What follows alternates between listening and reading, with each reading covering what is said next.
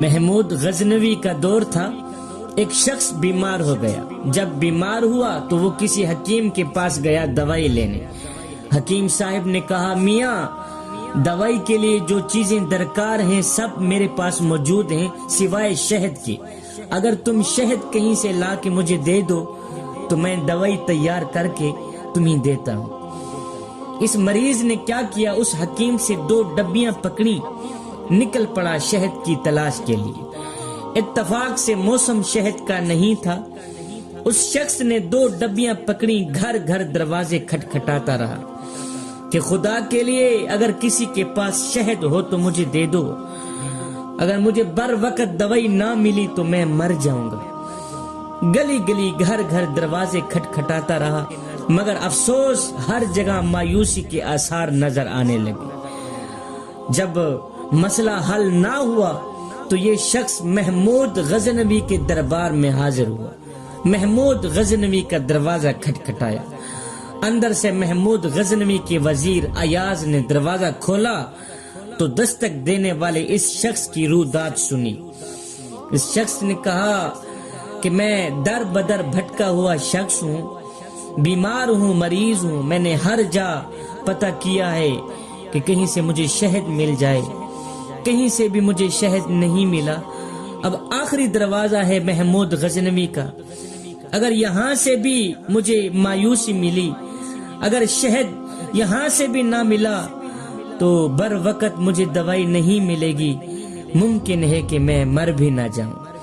خدا کے لیے تمہارے پاس کوئی تھوڑی سی شہد ہو تو مجھے دے دو، میں تمہارے حق میں ساری زندگی دعائیں کرتا رہوں گا اور میں تمہارا یہ احسان کبھی نہیں بھولوں گا۔ ایاز نے اس شخص سے وہ 2 ڈبیاں لے لی، کہا یہاں رکو، میں بادشاہ سے پوچھ کے آتا ہوں۔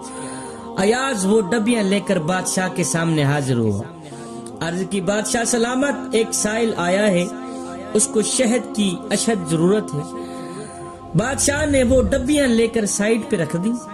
وہ جو اس شخص نے 2 ڈبیاں اٹھا رکھی تھی، بادشاہ نے ایاز سے وہ 2 ڈبیاں لے لیں، ایک سائیڈ پہ رکھ دیں، ساتھ میں کہا، ایاز 3 کینے شہد کی اٹھا کر اس سائل کو دے دو۔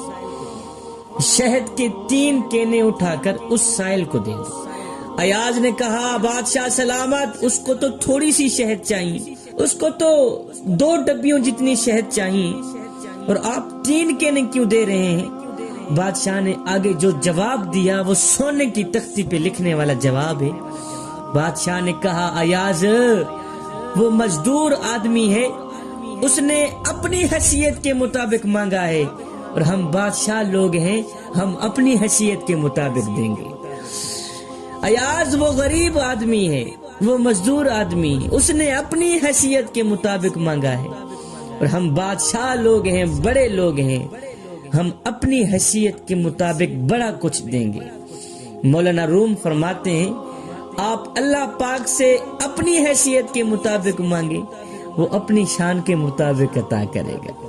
شرط یہ ہے کہ مانگے تو صحیح، مانگنے کا بھی سلیقہ ہونا چاہیے، ڈھنگ ہونا چاہیے۔ ایک ایسا بندہ ہے جس نے ایک بار مانگا ہے فوراً میرے اللہ نے عطا کر دیا، اور ایک دوسرا بندہ ہے اس نے ساری زندگی کوئی چیز مانگی ہے، ابھی تک اس کو عطا نہیں کی گئی، بس مانگنے کا فرق تھا۔ پہلے مانگنے والے کے پاس ڈھنگ تھا، سلیقہ تھا، دوسرے کے پاس تھا نہیں۔ خواجہ معین الدین چشتی اجمیری کے دربار کے سامنے ایک اندھا بزرگ آیا، بیٹھ گیا، دعائیں کرنے لگا، یا اللہ اس ولی کامل کا صدقے میری آنکھیں بحال کر دے، مجھے میری نظریں عطا کر دے، کھوئی ہوئی نظریں مجھے واپس دے دے۔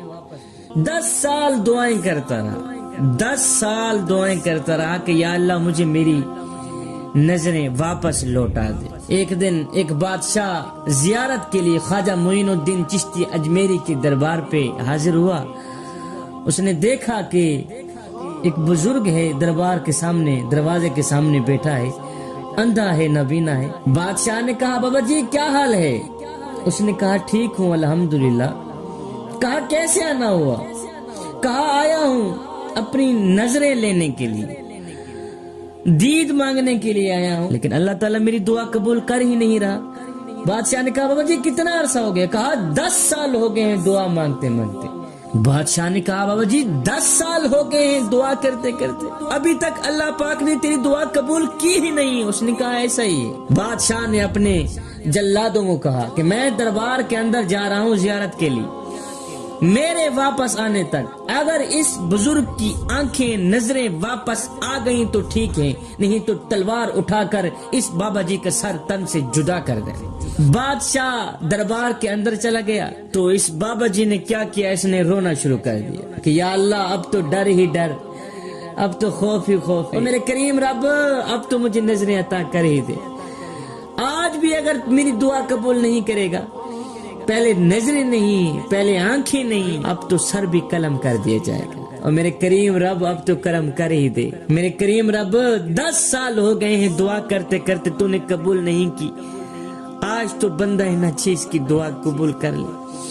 بس یہ دعا کرتے کرتے خاشیت الہی میں آ کر، اوپر سے ڈر تھا سر قلم کرنے کا، خاشیت الہی میں آ کر اس بزرگ کی آنکھوں سے 2-4 آنسو نکل گئے۔ ہائے، ادھر سے 2-4 آنسو نکلے، ادھر دعا کی قبولیت کا اعلان ہو گیا۔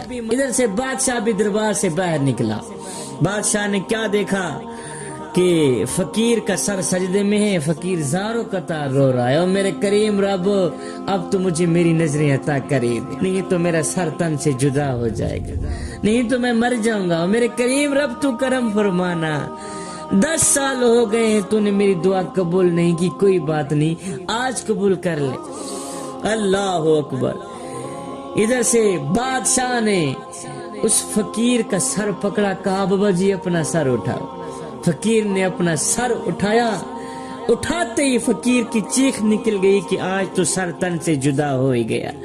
جیسے ہی فقیر نے اپنی آنکھیں کھولی تو اللہ کے کرم سے فقیر کی نظریں بحال ہو گئیں۔ فقیر نے کیا دیکھا، سامنے بادشاہ کھڑا ہے۔